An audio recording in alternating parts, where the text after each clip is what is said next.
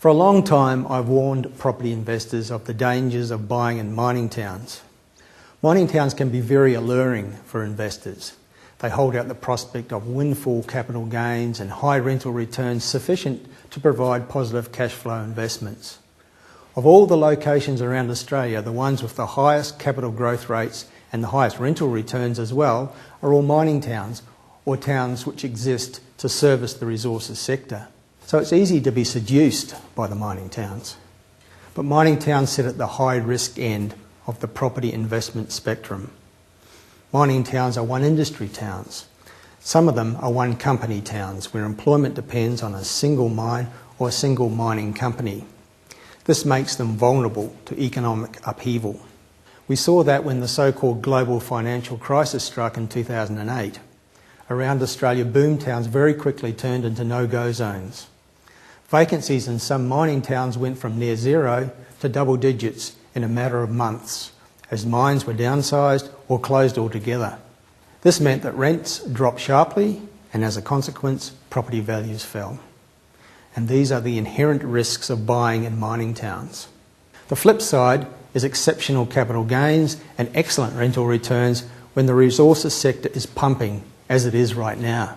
Around Australia, most investors would be delighted with a capital growth rate of 10%, which means that the property is growing on average 10% a year, which means it will double in value in 7 years. But some mining towns have grown at 2 or 3 times that rate. When I research long-term capital growth rates around the nation, the highest, by a considerable margin, are mining-related towns. Port Hedland in Western Australia has a capital growth rate of 21% a year.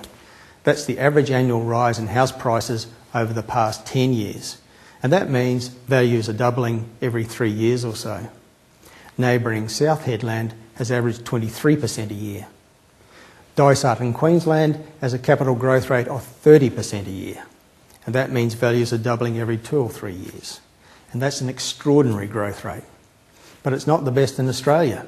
Nearby Moranbah has a capital growth rate of 33% a year. All of these places also have residential rents at astronomical levels, providing rental returns above 10%. In Port Hedland, the average weekly rent is close to $2,000 per week. Now, the message I receive from property investors across Australia is that they want to know about opportunities like these, and it's certainly enticing.